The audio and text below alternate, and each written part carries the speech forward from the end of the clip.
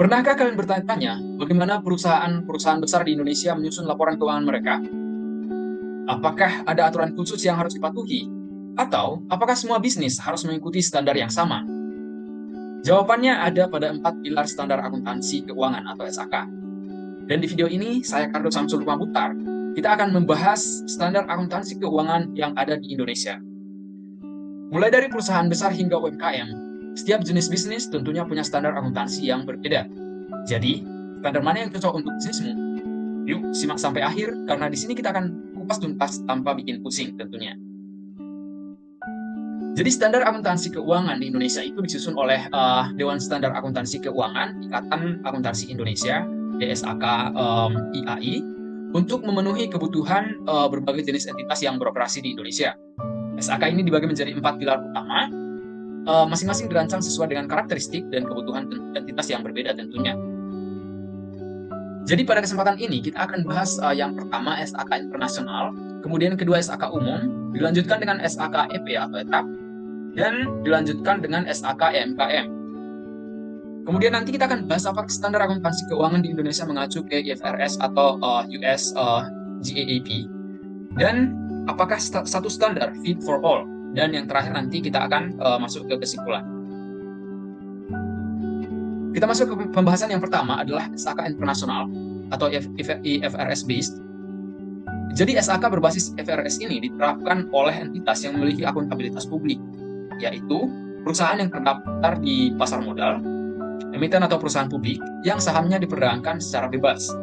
Kemudian yang kedua adalah lembaga keuangan seperti bank, perusahaan asuransi, dana pensiun, perusahaan sekuritas, dan perusahaan pembiayaan. Selanjutnya adalah perusahaan yang mengelola dana masyarakat dalam jumlah signifikan. Dan yang terakhir adalah entitas yang secara sukarela memilih untuk menerapkan standar ini, terutama perusahaan yang memiliki pemegang saham atau investor internasional yang mengharuskan kepatuhan terhadap IFRS.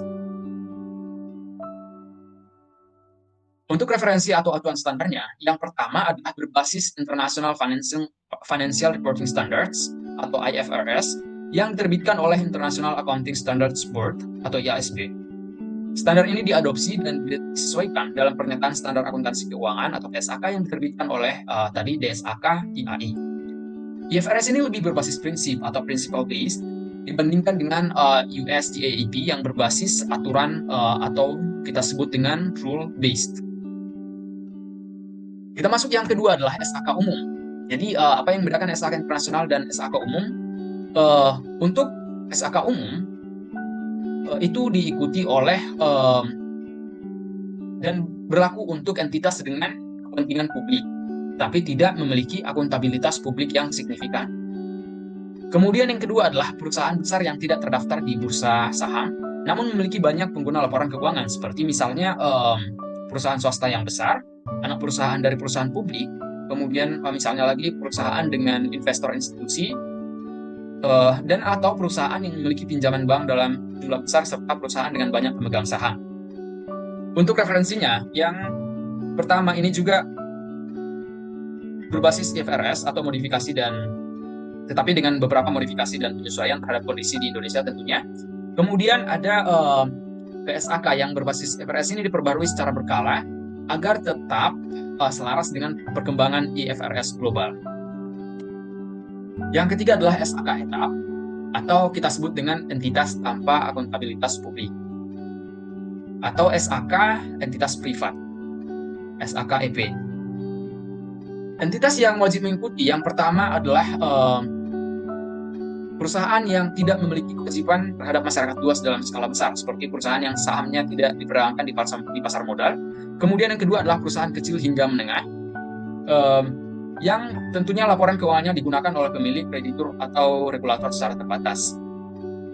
Selanjutnya adalah perusahaan keluarga atau perusahaan yang dimiliki oleh segelintir orang, tetapi tetap membutuhkan laporan keuangan untuk kepentingan perpajakan, misalnya perbankan atau pemilik usaha itu sendiri.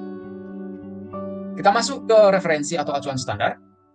Untuk SAK etap atau SAK EP ini tidak berbasis IFRS secara langsung. SAK etap merupakan bentuk penyederhanaan dari SAK umum yang tetap mempertahankan prinsip dasar akuntansi tetapi tidak mengadopsi nilai wajar secara luas. Lebih fokus pada biaya historis dibandingkan dengan pengukuran nilai wajar. Yang selanjutnya adalah SAK MKM, entitas mikro, kecil, dan menengah.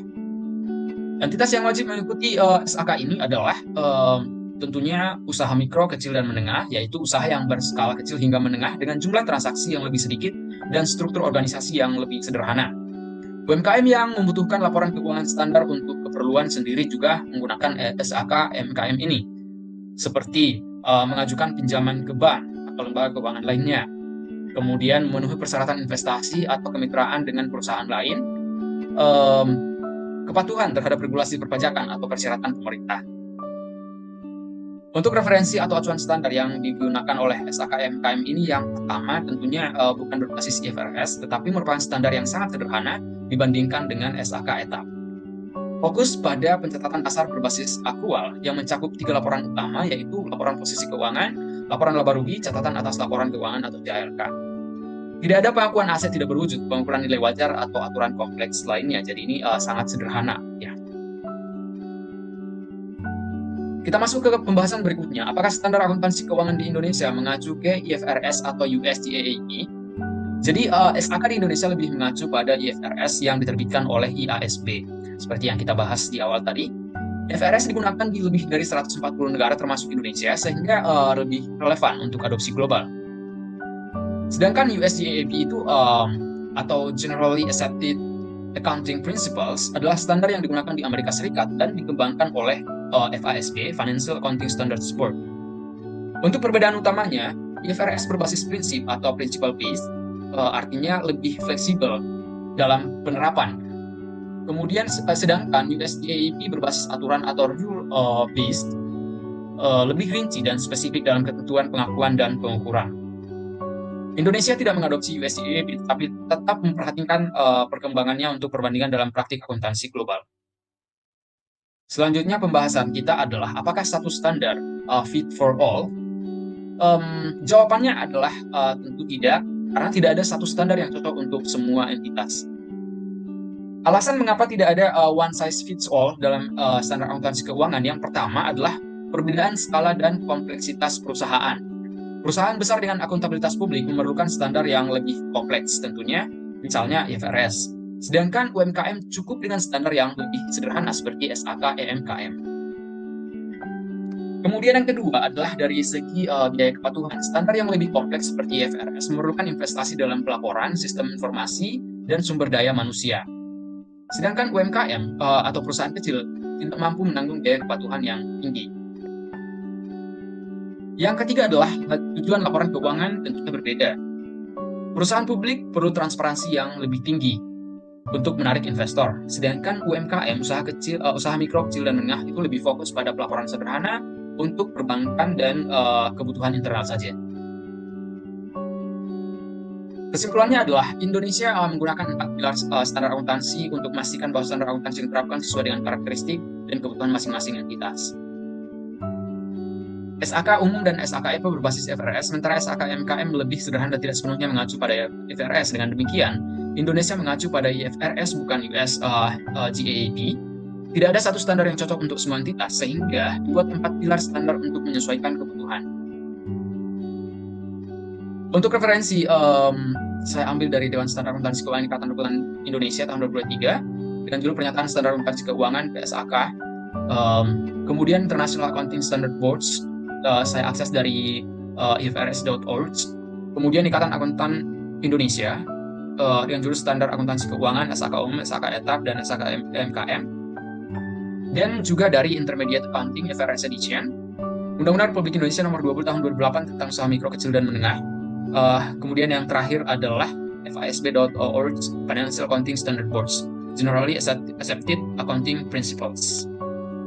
Baik, terima kasih sudah menonton sampai akhir. Semoga bermanfaat. See you in the next video.